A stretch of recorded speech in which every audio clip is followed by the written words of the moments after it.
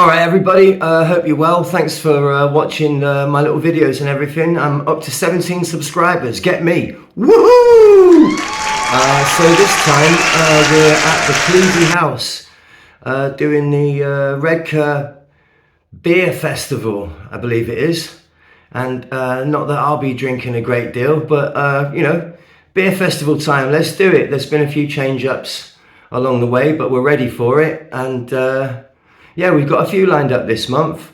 I figure it'd be a good time to do a little bit about the individual members of the band and who we are, and a little bit like that. So I'm going to put one of those on this video. All right, everyone.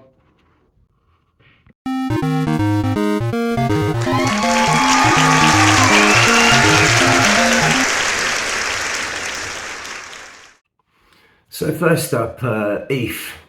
Let's go back to 92, gotta be 92 the first time that I met Eve. He was selling cassette tapes around nightclubs of independent punk bands, and kudos to him. It was a good little racket really. I bought a few of them. Later down the line I found out that he was bass player in a band called Sludge Gort that we actually had competition with at the time, because they were getting a lot of attention, mostly down to their antics, but most of that actually being Eve. And then roll on to, let's think, 2007, I got into a little garage band playing covers and originals called The Frictions. And it disbanded about 2 years afterwards and rebanded in 2010. And along came Eve.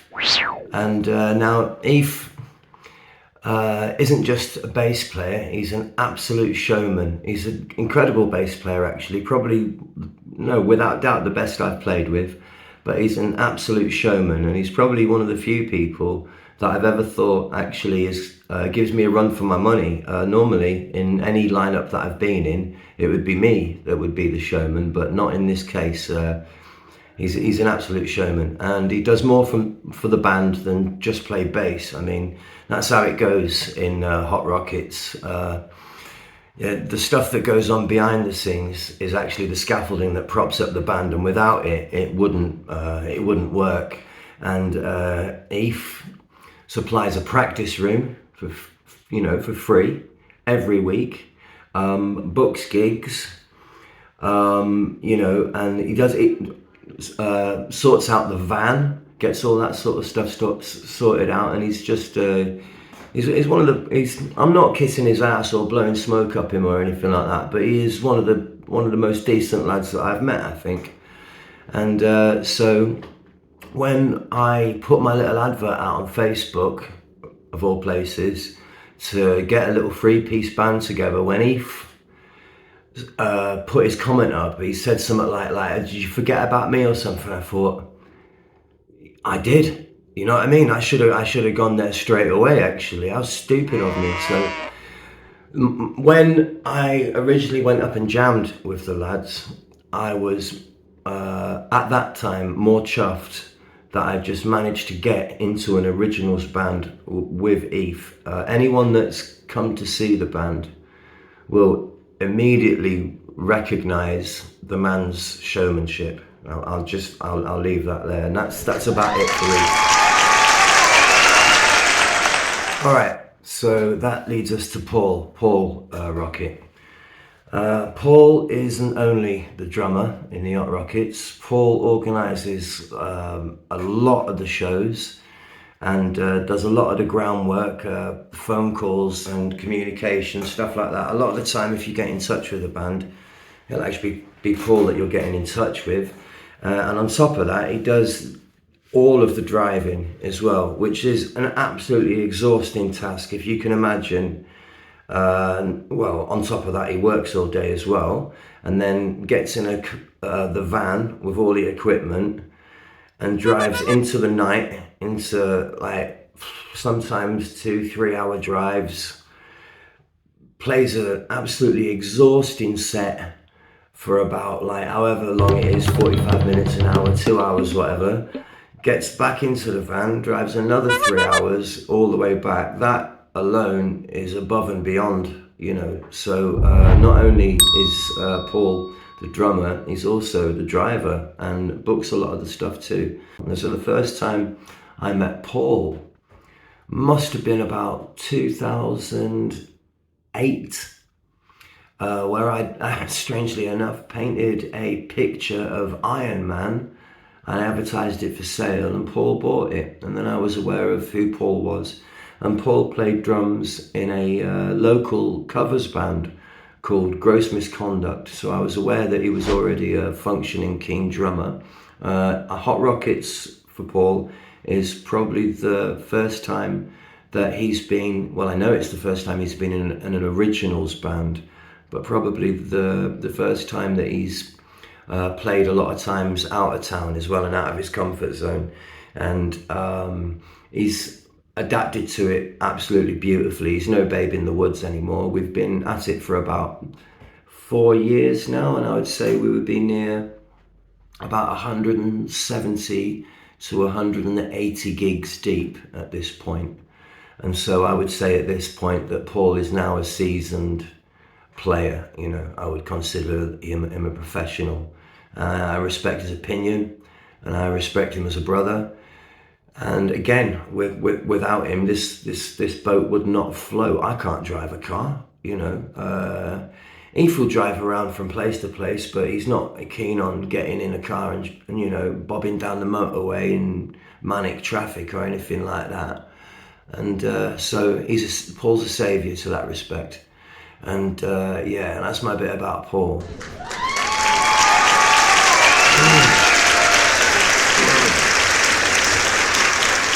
I've been dreading doing this last bit. I hate talking about myself.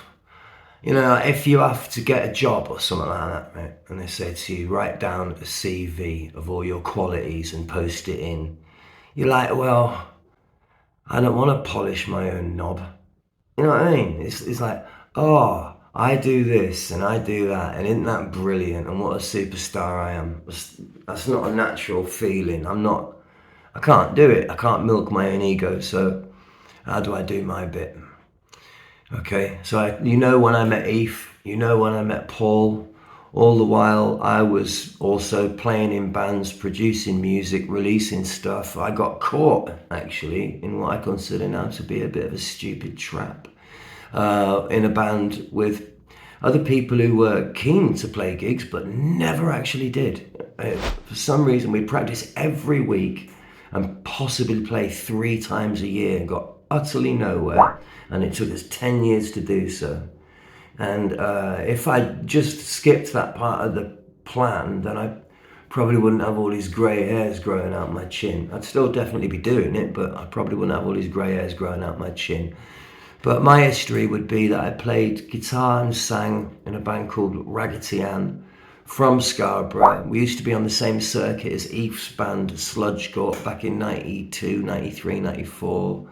All the way through till about 96. I think 96 is when Sludge got split up. Raggedy Ann got defunct in about 98, something like that. We'd moved to the Midlands in Nuneaton. And I came back to Whitby after all that had happened. And as I say, I wasted a lot of time.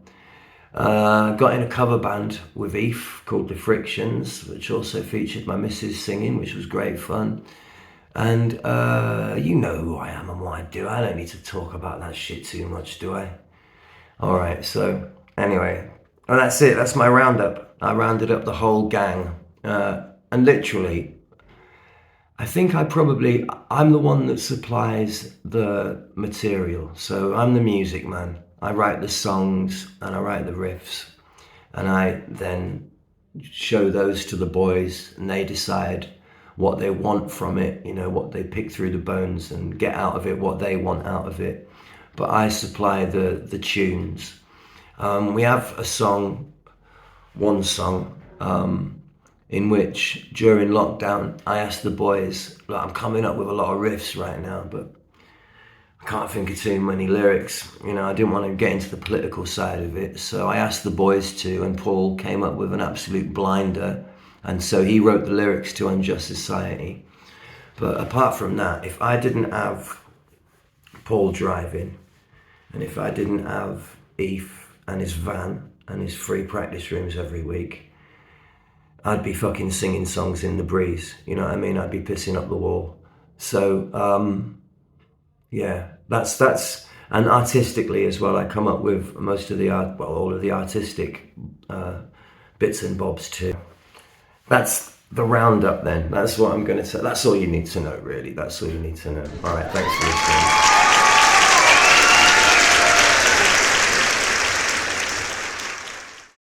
Should have a chat bubble. Put my finger in it now. It's mine. I bagsied it.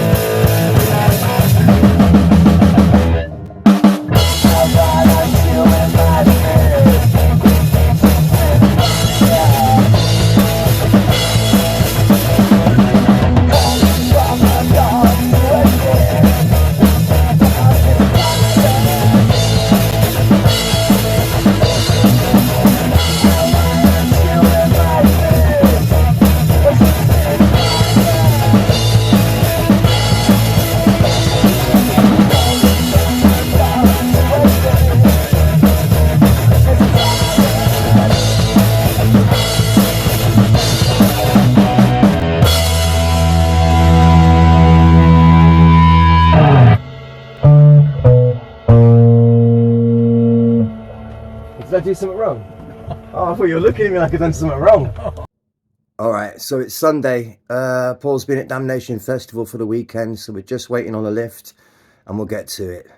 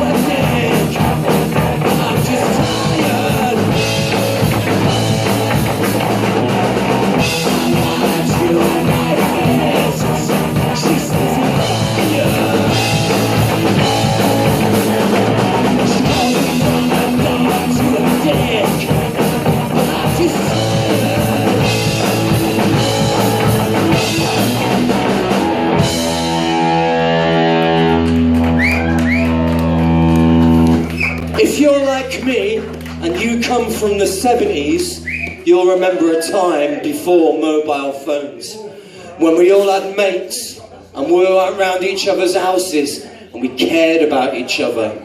If you wanted a friend and you actually said to them, I'm your friend, you were a friend forever. It wasn't just a fucking stupid little appreciation thumb on a page.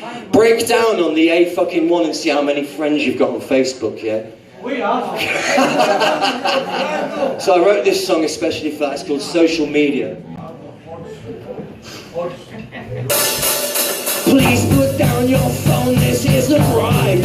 Are you addicted to the light? Is it something that I don't see? On that little screen that means more to you than me, because I know they're just faking it. Now half an hour passes by, you gotta check your Wi-Fi to stop and see if you got any lines more important than your life. Don't you know they're just faking it? Remember when you had a brain? I do. We still talk all day. Now all your profile pictures look the same. So put down your phone. 'Cause when you get something to say, you finally get something to say. Now you got something to say. Oh no. Social media. 8 of your brains and your future, and you lost your self-esteem because you're out of battery. There's no charger to be found. Gotta put the damn thing down. Turn around and look at me. You will see I'm not naked, because nobody wants to see what you're having for your team, what you're watching on TV, or what Jesus did for me. Put it down and let it be. You'll see you don't have to take it. Remember when you had a brain? I do. You still talk all day. Now all your profile pictures look the same. So put down your phone. 'Cause when you get something to say, you finally get something to say. Now you got something to say. Oh no. Social media. Hey, I'm young. Your brain's on you.